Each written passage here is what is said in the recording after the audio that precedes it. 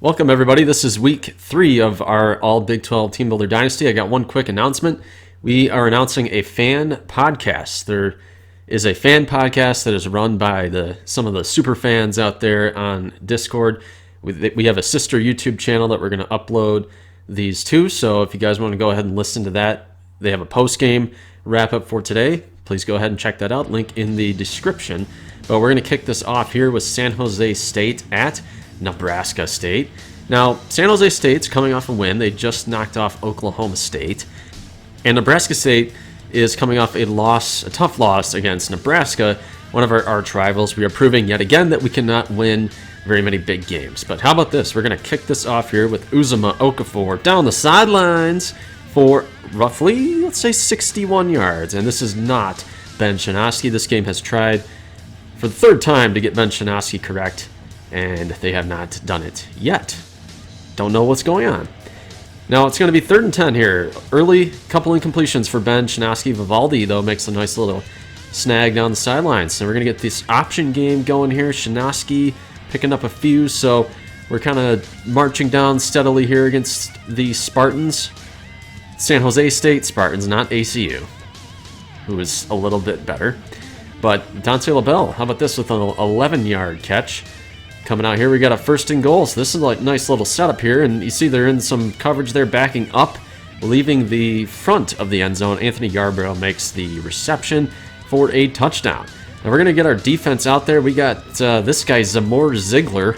Sounds like some kind of James Bond villain from the Swiss Alps or something. And we got a drop up the middle. Nice going, bro. Nice going. I love it when the CPU drops passes against me. This, though, caught by Billy Humphreys and going to be tackled just shy of the 1st down. So it's going to be 4th and 2, and San Jose State will punt. Now we got Shinosky throwing. Look at this. Yarbrough beats his man. All right, nice little 13-yard gain. The jump is not working. It has never worked to date. We're going to get it one of these days. One of these days, some sucker's going to dive at my feet, and I'm just going to go all no Sean Moreno on him. If you guys look that up, you will know what I'm talking about. Jamarcus Kimberling busts loose on a screen that took forever to develop, and he worked his way downfield. Nice little 22-yard snag there. And it's going to be 2.5 minutes roughly, and Yarbrough beats his man and dives for the touchdown with a little flare. Nice. Okay, I mean, that was a nice looking leap right there. Again, they pressed me, and Yarbrough just got loose, so gotta like that with that nice little dive. Like, you know me, I love to dive, love to do it down there, just can't resist that pretty animation, just can't resist it. Now we got a screen here. Brenton Ward, our true freshman linebacker, who I'm loving this guy. He's making all sorts of tackles, all sorts of plays all over the field, and now we got LaBelle going. So, like, we got some new faces on this Prairie Dog team. Cheerleaders like it. That's always a good thing. 14 seconds left in the 1st quarter. Shinosky rolling, and he takes a shot. Was rolling to not his primary hand there, so kind of tough to turn your back around and make a throw. Now, this little lob to LaBelle, we need 14 yards, and we got 15. Man, how's that? That's some pretty nice looking stuff right there. And Vivaldi pitches to Joseph. Keep your balance. Go, man, go. And he gets shoved out of bounds, but wow. Emilio Vivaldi how did he have the know-how to do that? Like, look at this pitch. He's on him. I think that was Osuna was on him, or Falega, I think, was the linebacker. All over Vivaldi. Somehow, let's take another look at this. Oh man, that is some good stuff right there.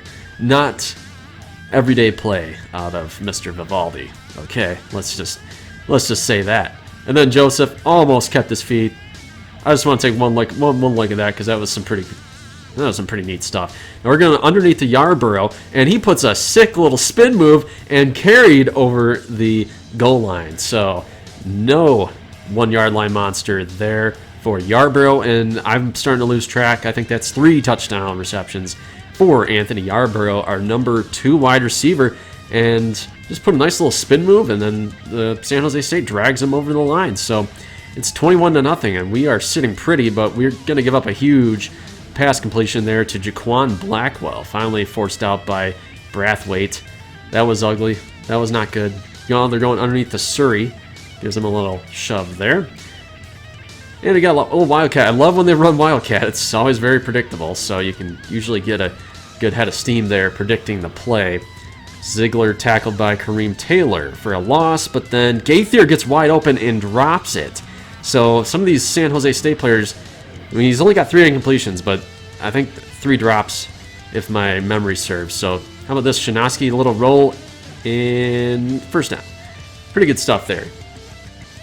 So hopefully this is going to be a quick highlight reel.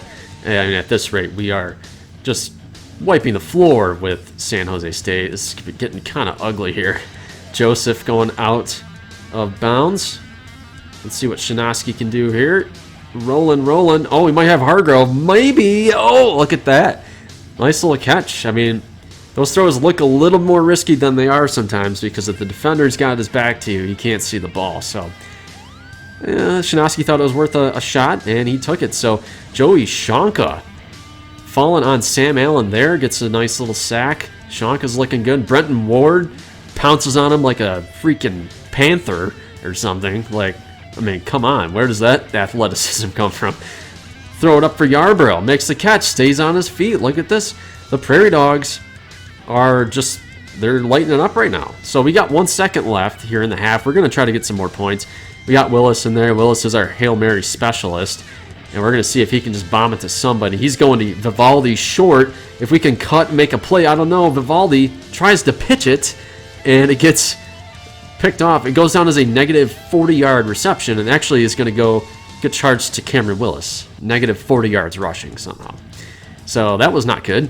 But 28-3 at the half. Like, we can't even show many San Jose State plays because they're not doing anything. So we had a nice steady drive running the ball here to get it into range, and then we just go to Yarborough again. That is 5 touchdown passes for Ben Shinosky, and 4 of those have gone to Anthony Yarborough, and he goes right ahead and sets a new record for the Prairie Dogs. So you're going down in history, my friend. Now, how about this? We got Ziegler. This is going to be the last gasp for San Jose State if they can't score. I mean, obviously they probably can't win, but yeah, I got to give Ziegler credit down at the 1-yard line. Stay with me, everybody. So now, 2nd and goal here. San Jose State got a audible out. I'm trying to keep him out of the end zone. We got to do everything we can to keep him out of the end zone. And Ward hauls down Ziegler. Loss of 4. Now, they're obviously throwing 3rd and goal right up the middle to Bailey Gaither. So that touchdown drought that we were shooting for is just it's just not going to happen today. So Willis checking in here, and he had a couple open looks there, but he threw it in the wrong spot. Not really how you want to go there. And he just misfired that. I mean, so, you know, we all love Cameron Willis. We got to get him in rhythm. We got to make him feel like he's still part of the team because, you know, he kind of it was kind of a tough deal there last year. So, but does throw the INT. It's not the best day for Willis. Ziegler hauled down on a screen. Again, I think Brenton Ward involved in the play, but Allen runs an option, and he has a clear lane to the end zone. So now it's 35-17, so San Jose State is not officially out of this game, although, frankly, we don't like their chances, but, you know, we got to seal the deal here. We got to run this clock down. We're trying to grind it with LaBelle a little bit. He's only got 7 carries for 40 yards today. I mean, Shinosky has really been the feature asset for this offense today. Passing game has kind of been our bread and butter here. Now we're going to go to the 4th quarter, 6 minutes. We got a 3rd and 2 and Shinosky with a terrible throw. Cameron Willis would have made that throw. I'll just say that. 4th and 2. Let's see what we got here. Going a little out route to who else but Anthony Yarborough. So you kind of, if you've seen the first 8 minutes of this video, you might think you know where we're going. Cody Joseph, though, down at the 1. How about this? Oh, man. Shinosky sacked. He gets hauled down by who? XX.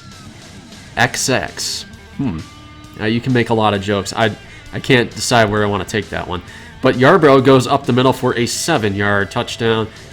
Good stuff there for the Prairie Dogs. And again, like, I mean, I'm not even that excited about it because it's been so easy so far. But yeah, like, Ben Shinosky has 6 passing touchdowns. Anthony Yarborough has 5 receiving touchdowns. So San Jose State, again, on offense, kind of a non-factor, just giving us the ball back. Not really moving at all. They're not testing our DBs, really. So that's going to give us the ball back late. And now we just want to see what Cameron Willis has got up his sleeve. Makes a couple completions there. And then we break out Tyler Gladden. That's a name you guys have never seen before. He's kind of one of our option specialist quarterbacks. So maybe something we break out later down the road. I don't know. But Shanowski had a great game there. A couple turnovers. But, wasn't on him. It was on the rest of the team. So I will take that W all day and twice on Saturday because that was pretty good. Nice bounce back. We took the L. Got to take the L in stride against Nebraska, but pretty easy win there as expected. Now Midland State is going to go to Ole Miss, and this is going to be a tough environment. We got Shea Patterson still there in Ole Miss in this universe, has not left, and I'm going to let Kirk Herbstreit take this. He seems to bring everything to the table. The crowd, I think, senses he's ready to have a big day. And when your star quarterback feels good at playing at home and he gets off to a good start, some big things can happen for this offense. So, of course, yeah, you got to get off to a good start, false start. Nice going. Now this is going to back up Devon Penniman. Digivolve 2. Only early 2000s kids will understand. Now, how about this? Shea Patterson sacked again, and they're going to give the ball right back to Midland State. Now, we have not seen Midland State yet, and I've been talking about him all year. A lot of you guys have been talking about him. They got a new quarterback here, Dexter Whiteside, and he's got about 6 or 7 targets at wide receiver that are 90+. He's got a great tight end there, Vince Barrow, that we just saw, and he's got a great running game accompanying that passing attack with Claudio Keller, who, I will spoil this, has creeped into the Heisman race already through 2 weeks. So I'll have an update on that possibly Sunday. But Demetric Pence is going to get that touchdown vulture score there. Midland's going to go up 7-0 early.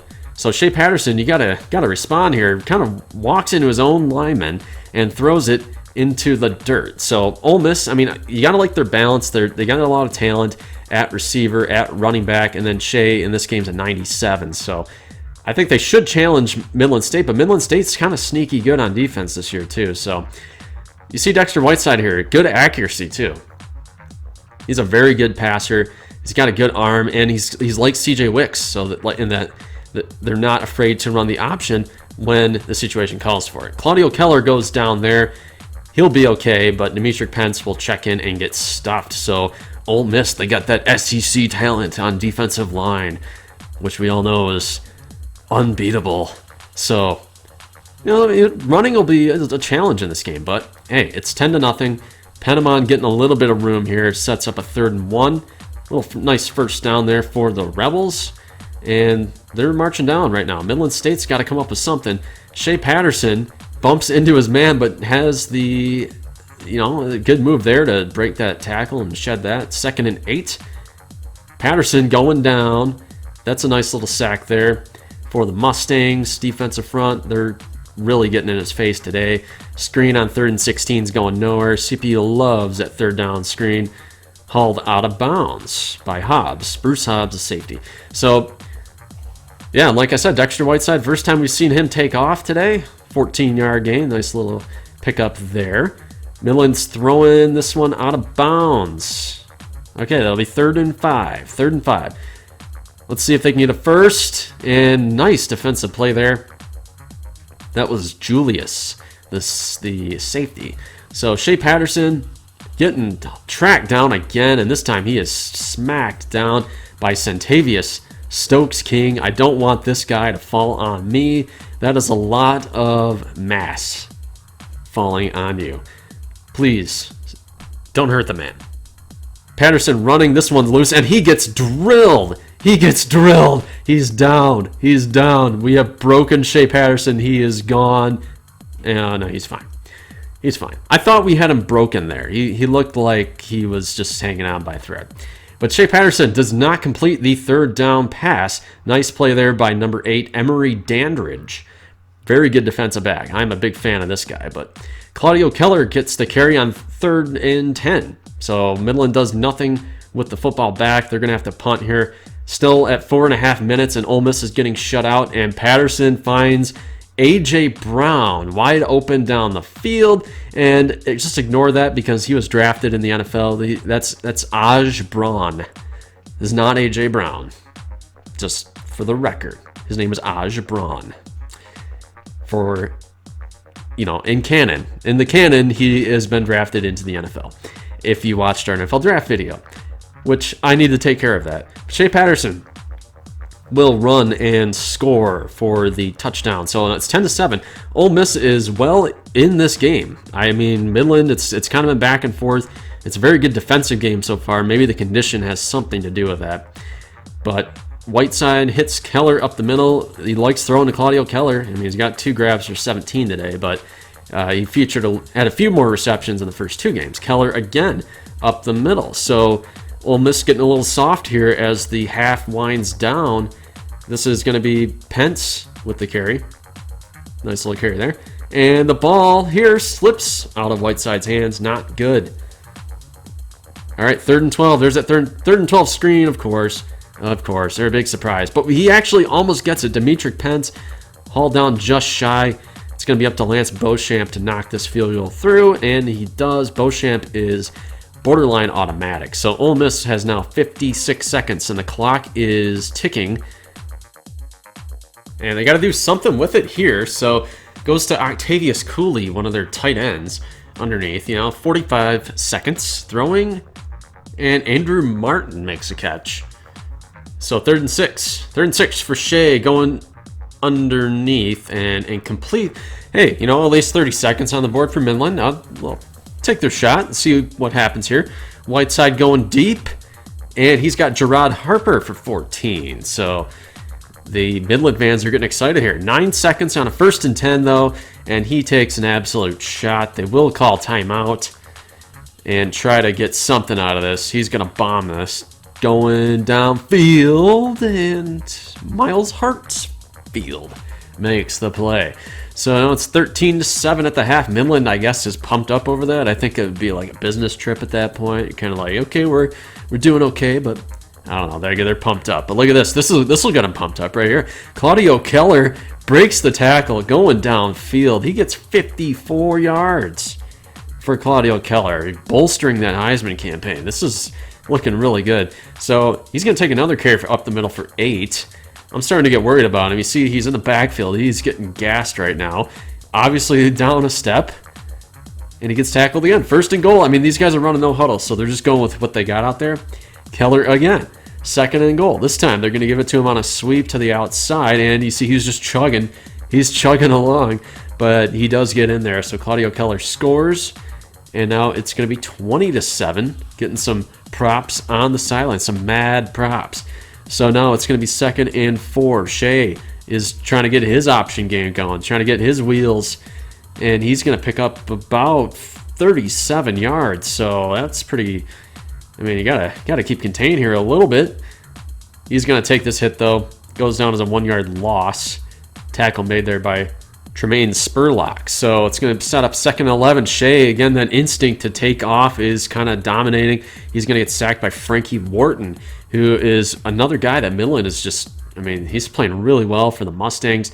Another drop pass. Shea is 8 of 16, and they're going to try. This is kind of a wacky call here. I mean, you're going, that's a long field goal, and I believe that's a young kicker, either sophomore or freshman. That's like, not in this weather. I mean, in a nice sunny day, I mean, that's going to be a tough kick to make. So, just bad overall call. Now, look at this. Boom! He's going down. Dexter Whiteside, 5-yard loss. And he's just like, okay, come at me. Come at me. I had to cut it short. I mean, I don't want to scar the children and get violent imagery on here. I don't want to do that. Look at this. Speaking of violent imagery, that was downright abusive. Andrew Martin, it's a 45-yard catch, just torched the secondary there. And Ole Miss is alive. They are in business. You got 2:20 left in the 3rd. And now Patterson gets that pitch off, but Midland stuffs Devon Penamon, the tackle made by veteran safety Donovan Seidenstricker. So that's some good stuff there out of the Mustangs. And again, a kick. This time it will be good. So Midland now running with Keller. He's getting stuffed. Got to get Whiteside going downfield, but he's going to eat just going to eat that sack for a loss of 10 yards. Austrian Robinson makes that tackle. 3rd and 10. Patterson still in this game. Got to make a play downfield, and that play should have been picked off by Bruce Hobbs. Got to get your hands on that there, Bruce. Got to make a play, man. Now, and Midland's getting hit with the dropsies here too a little bit. Obviously, the rain affecting both teams. And another throw to the sidelines. This one, though, will be caught into the everlasting arms of Marlon Swift. 2nd and 8. Now we're going to, that's again Marlon Swift. So this guy's coming through clutch on this drive. I like that they're getting Whiteside moving downfield quite a ways, but a drop there by Vargas. I believe that's going to be his 3rd drop of the day. We haven't seen all of them. I mean, he killed them on a few of these catches here. Keller gets stuffed on the screen. Going to set up Beauchamp. This is a tough field goal. It's a tough field goal to make, but clock is winding down in the 4th. Clutch kick here, and it's good for Beauchamp. So he's pumped up. He's liking this. Ole Miss, now they're down by 13, so they're still well in this game, and they're going to go to Martin, and he's got a lane. So he's going, man, inside the 30. So Ole Miss has not really gotten that much going in this ball game, but it's like, I mean, they are well in this game. Going to the sidelines again, hits Trey Nixon. So here's Patterson. Here he comes. And now he throws. And who was that? That is Bruce Hobbs. I was just talking about him, just razzing on him a little bit for dropping that pick. And he is going to the house. So good stuff by Bruce Hobbs. Clutch, man. You are going to put this game away for the Mustangs. And they are happy on the sidelines. They got a 30-10 lead over a top 16 team. Whiteside's going to take a kneel here. We're going to skip through the rest of the 4th quarter because not much happened. Ole Miss tacks on an irrelevant touchdown late. So, I mean, man, good stuff by Whiteside. I hope you guys liked what you saw out of Whiteside. I don't think it was his best game by any stretch of the imagination, but he's got it within him, I think, to really light up the Big 12, and especially with his ground attack. I mean, his ground attack is nuts. And we'll talk a little bit more at the end of this video. So, obviously, kind of a rainy day down there in Dixie. It's going to be raining at Fayetteville for Kansas A&M versus Arkansas. You know, we're talking about this. Kansas A&M, a little bit different look offensively. And I know we've hyped this up quite a bit in the offseason, but they are sticking to the fundamentals, but they're implementing a little more spread and a little more passing because you got Jace Freeman, and he's a passer. So, but defensively, we got to keep Arkansas in check because Ty Storey is like throwing all over this defense. Austin Cantrell, the Hog likes it. Pig Suey all day, every day. TJ Hammonds for 5 yards. Camu giving up a lot of ground here. I don't like where this is headed.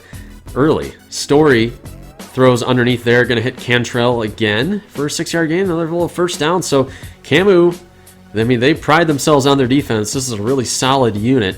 Got to come up with a stop here. Ty Storey using those legs, churning forward for 14 yards. Now going to the sideline here. That's Devois Whaley. I hope I said that right.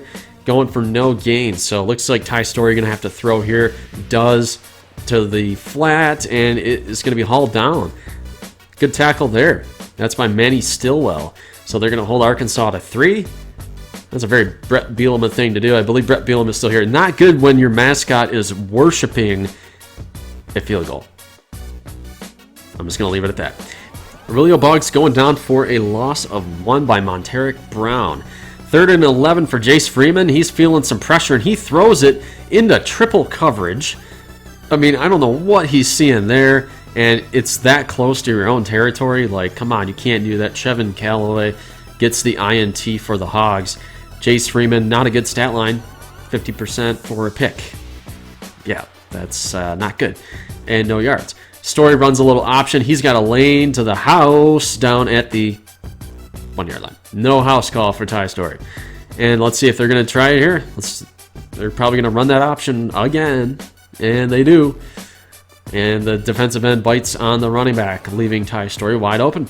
So Arkansas is now going to take a 10-0 lead, and this is not looking good for the Amber Wave.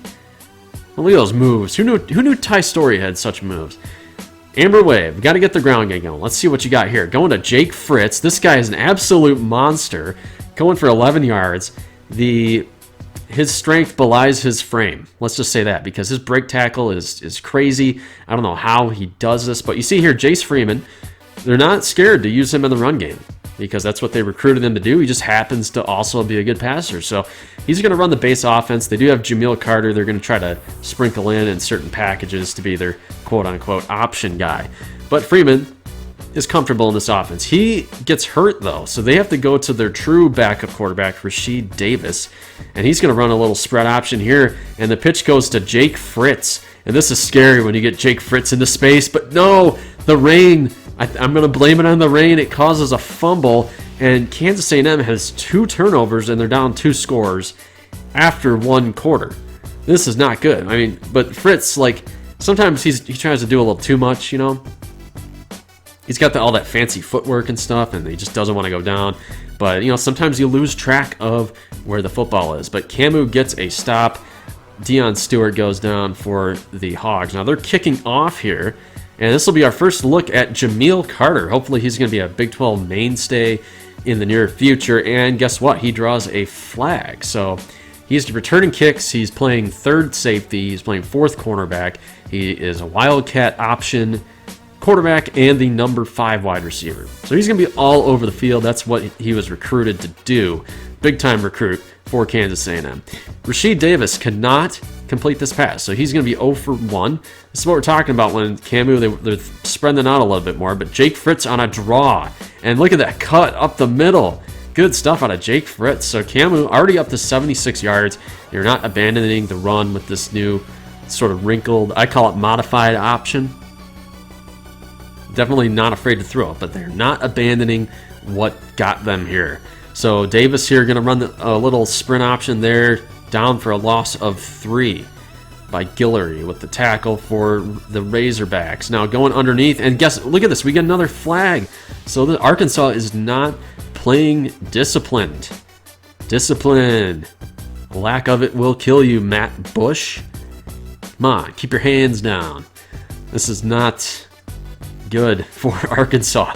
Now they're going to run here. Boggs is in again. And look at this. They get another face mask. I mean, another personal foul. Like, don't you get kicked out if you have, like, 2 or something? I don't know what the rule is. Maybe face masks don't count. I don't know. But Bush is going to set them up first and goal. Not that they were really in that tough of a position anyway. But Jace Freeman's going to lose 1 yard. They were probably 2 inches away. Now it's going to be from the 1, down at the 1 yard line, of course. But Aurelio Boggs takes it in. He's going to get credited for a 2-yard touchdown run. All right, Kansas A&M with the football back. Now they got 2 minutes, so now they're probably going to start winging it. Freeman going to the sidelines.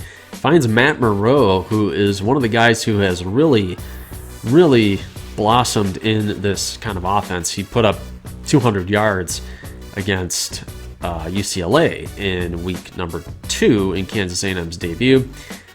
Catch should be made. I think he caught that. Oh, this game has some weird standards for what counts as a catch. All right, 3rd and 5 now for the Amber Wave. And they are going to throw underneath. And, of course, Fritz. Oh, get that. He's not even going down yet. Not going down for 14.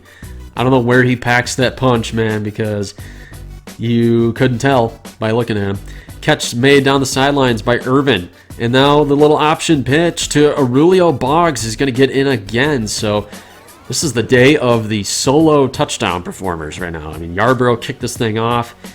And then you got Boggs is already at 2. Let's see if he gets another as the number. He's a backup running back to Fritz, but he's getting credit for all the touchdowns. All right, Arkansas trying to get their pass game going, and they're going to get a 3rd and 2 here after Cantrell makes the catch. Hayden Johnson, the fullback, is going to go up the middle. Now they got 44 seconds to try to get in, at least into field goal range. Devois Whaley with a 1-yard catch. Stories like does not compute. That's what that looked like. He's like, what are we doing? Incomplete. Downfield. 37 seconds. I don't know if Camu has any plans here. They're going to have 17 seconds, and they're going to let Freeman wing it out of the shotgun for a screen. And you know Jake Fritz. You know what this guy can do, man. This guy's been doing this for 2 years. It's just next level, man. And look at this. You're going to have 7 seconds with a shot at field goal position. So that catch there by Dontari Weeks is going to be good enough for Shook to make this kick. So good job by Kansas A&M. they did the same thing as UCLA last week. They dug themselves in a hole, and they got themselves out just as quickly. So they're on a 17-0 run here. They're gonna get the ball here. 5 minutes in the third. Fritz is down the field, gets pushed ahead, picks up almost 40 yards on that play. He's just absolutely killing it right now. Aurelio Boggs gets a pitch, and now he's getting in on the action with all those stiff arms. 7 yards. First and goal here. And we got an option run there. Fritz can't make it. 6 yards, though, to out at the 1 yard line. Touchdown goes to Aurelio Boggs again. So 33, and he gets his 3rd touchdown of the game. He's excited. Kansas A&M's excited. Arkansas really down to their last couple bullets in the chamber here, and Story goes incomplete there. Nice deflection by Calvin Henry, one of the top defensive backs. We see the numbers here, 297 to 181. Arkansas getting shut down after those first couple drives, and that was kind of a weird animation there. Not sure what that DB was doing, but remember Sidney Layton, like I said, they're not going away from the fullback option, anything like that. Jameel Carter is going to be running out of this formation. This is kind of a split wing, I think is what they're calling this. So Jake Fritz gets a nice little 5 yards. So they do run no huddle. So right now Carter's out there and he's got no help right now. So this is all him. 6 yard run for Jameel Carter, getting a little bit tired. Might need a break now. Okay, so we got Freeman in there on 3rd and 2 to throw, and he completes it to Dontari Weeks. So these Camu wide receivers, they're sort of like Denver. I mean, they're kind of unsung, but I think they're going to be in for a big year if they keep throwing it at this rate. Carter's going to check in here, 3rd and 6, and they're going to let him throw it. They're letting him wing it, and he hits Andre Irvin for an 8-yard touchdown. So how about this? Jameel Carter, 1 of 1, 8 yards, and a score. Good stuff out of Jameel Carter. I think that's probably his first career pass, and it goes for a touchdown. Not bad. Now, Ty Story got a lead. Arkansas, I mean, they got to get something here. It's going to be the 4th quarter, and they did manage to tack on 1 touchdown, but they actually punted after that failed conversion. Kansas A&M runs the rest of the clock out, and hey, I see Rory Stronghead out there. That is a monster of a man manning that left tackle position. Aurelio Boggs, it's player of the game. And I got to say, I really like this Kansas A&M team. Like, what they're doing right now is very, very impressive. So let's get into the recaps of the games that you didn't see here. Shreveport knocks off Southern Miss. And again, another wildly efficient day. You see here with the total offense, the rushing offense, and Canatella, no turnovers. Like, man, like Shreveport overall, like, you just cannot sleep on these guys. Like, these guys are playing football the right way. Herschel Gates even tacked on a couple more touchdowns for him, so that's some good stuff there. McAllen knocks off NC State 34-13, and they beat them pretty soundly, 373 to 231. They outgained the Wolfpack. Did not put up much of a fight, and you see them relying more on the rushing game.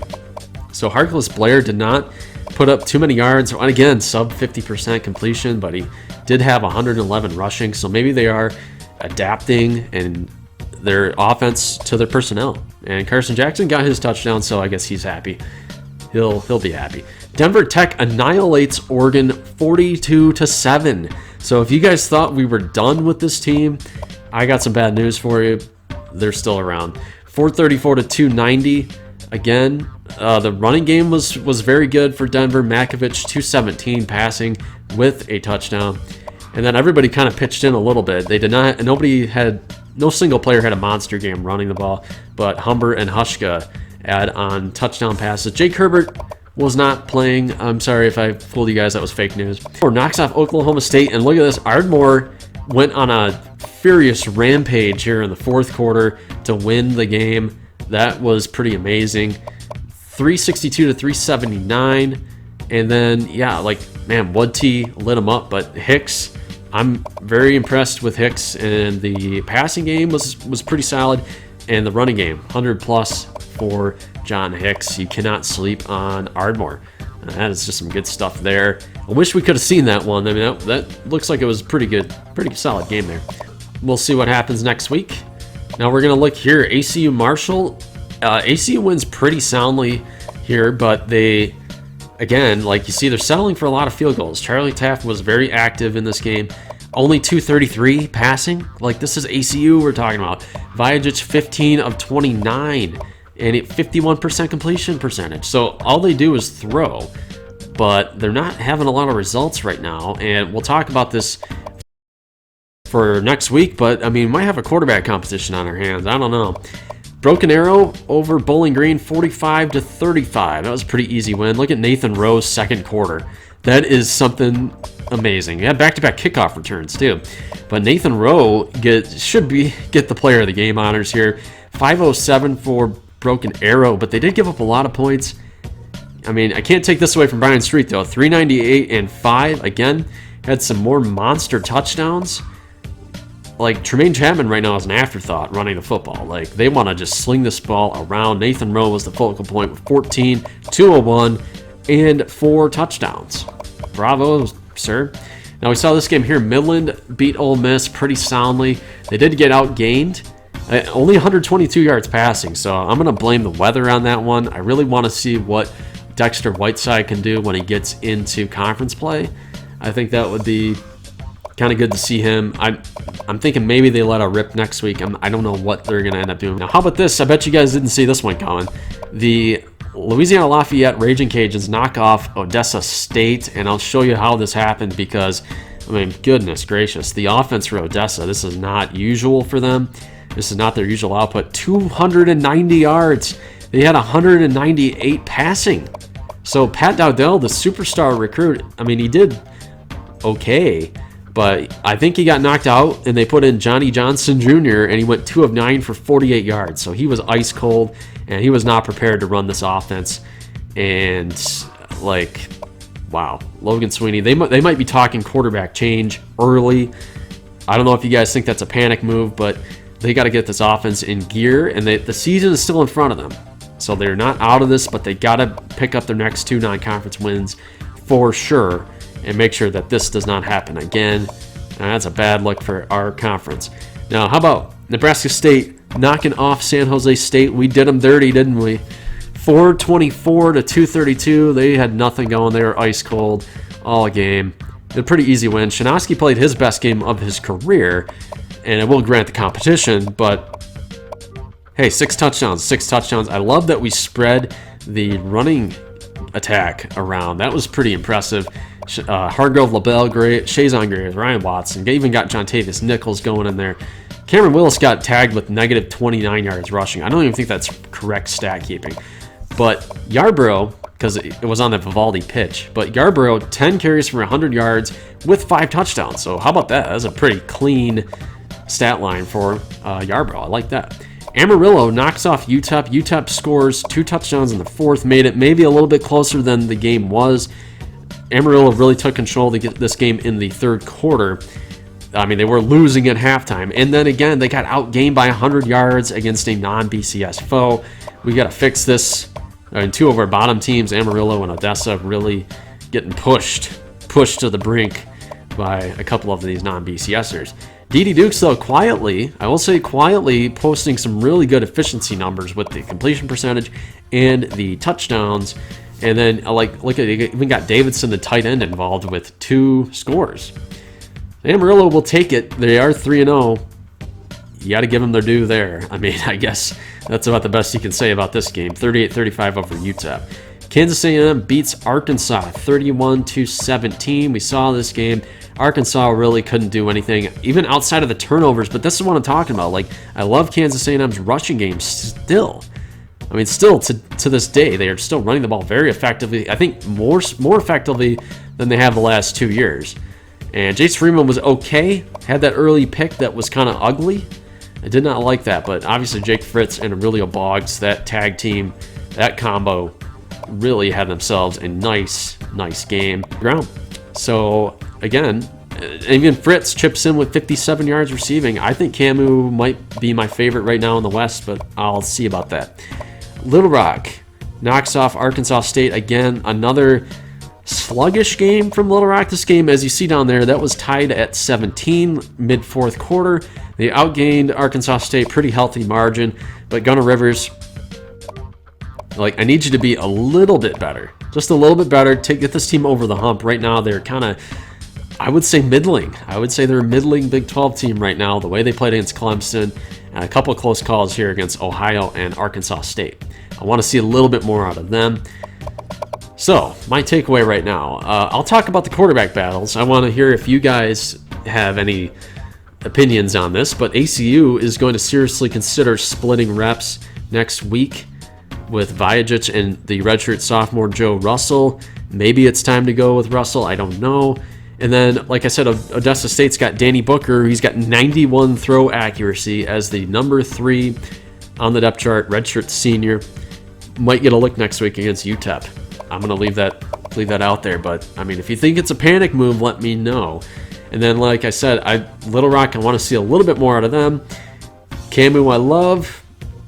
And I think that's going to do it. I'm going to go into next week's previews really quick with my picks here. Broken Arrow getting their first stiff test of the year against Utah.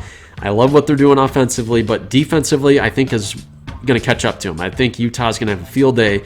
They were getting gashed by Tulsa and Bowling Green. I don't know what it is right now. It might be it's something going on in the secondary, but I'm going to pick Utah. I think Bryan Street, I think the hype train is going to crash next week. Kansas at Midland. Kansas picks himself up some nifty wins. I don't know where this is coming from, but Midland is one of the most balanced teams, top to bottom, in the country. I will take Midland State by a few scores. I think they're going to roll over Kansas. Want to see Whiteside fling it a little bit more. I think they might let him loose. Louisville going to play Ardmore. I don't have any updates right now if Gold's going to play this one or not. I think either way, I think Hicks running the ball will be the difference, and Ardmore secondary as well should keep the Cardinals in check, especially at home. I will take Ardmore pretty comfortably. It'll be one of those low-scoring Ardmore kind of games. Now, we are going to go at Northwestern. Northwestern's 1-2. Now, I don't know if I trust that defensive total ranking there, 466. I know Nebraska State's played a couple of games in the past where we were kind of throwing some points around, but like Northwestern, that B-plus defense, I'm a little scared of that. I will pick myself, but I think it's going to be a very low-scoring game. Maybe use more of the running game. Now, Cincinnati ACU, Coach Corey DeLoach, like I said, he has gone on record as saying they will split reps between Russell and Vajic. So we're going to see. Like ACU, you can't have those offensive numbers. They don't bother running the ball. So if you're 32nd and all you do is throw, your total offense is going to be totally out of whack. Shreveport going at Louisiana Tech. This game scares me a little bit. I think Shreveport is definitely a weaker team on the road. Jamar Smith is still there at Louisiana Tech. A rush defense for La Tech is not hanging on, though. I think Louisiana Tech is actually going to get this upset, unfortunately. Now, Odessa State at UTEP. I think they're going to go Danny Booker, and they're going to see how they do. They do not want to let the season get away from them. It's still right in front of them. And, you're going to let your true freshman quarterbacks derail your whole season? I think they're going to give Booker a shot and see what he can do before going back to the freshman. Kansas A&M hosting Iowa State. Iowa State got a couple solid wins over UNLV and Iowa, but I'm just looking at these numbers. Like offensively for Camu and defensively, this team is really, really impressive. I will take the Amber Wave. I'm in love. I'm in love with Kansas A&M. Final game here, Denver Tech at Hawaii. I'm not going to sleep on Hawaii with a B- overall ranking, but like Denver Tech, number 1 defense. Offense is still rolling. Yeah, please. This is going to be funny. It's going to be one of those games I'd like to see Denver score 60 points with about 600 yards total offense. I think that's what that game needs to be. So let me know in the comments who you guys have. Let me know what your thoughts are on quarterback controversies. Let me know if you think Bryan Street is going to stick around in the Heisman race. Let me know if you think Claudio Keller might actually pick up the Heisman this year. And, you've got a little bit of a sample size here. We're in 3 weeks. A couple teams have played 2 games. Others have played 3. Let me know who you like in the East and the West right now, especially the West. I think the West right now, a little more interesting than the East, just because I think Kansas A&M, Midland, and Denver have all looked so good that it's kind of like, if you ask me to make a pick right now, I have no idea. I want to let it play out. And one of the wild cards is that Ardmore plays all 3 of those teams. That is Ardmore's draw from the West. If you guys remember on our schedule, they're playing Denver, Camu, and Midland. So that would be, Ardmore might play a huge role in determining the outcome of this conference for sure, depending on who they win or maybe lose to. So as always, make your picks on GoGloverGaming.com. I'm going to update those once every week still at this point, so we'll be updating them after every 2 episodes at the current rate. Once conference play hits, we're gonna slow back down to 1 episode per week. I am going to have a video for you on Sunday talking about the recruiting boards. So guys that have your recruits in the system, you can see where you're looking at, and then guys who just have diehard fans, you can look at how your team's recruiting board is shaping up here in the early going. So that is going to be it. I don't have an update on Gold's situation. I'm going to see if he's up for playing recording next week. We'll just see what happens with that. Obviously, I'd love to have him back, but he's taking some time off, which is good for him. So I hope you guys liked the video. Please subscribe or like if you are not or have not already. And I will see you Sunday and then Wednesday. So peace out.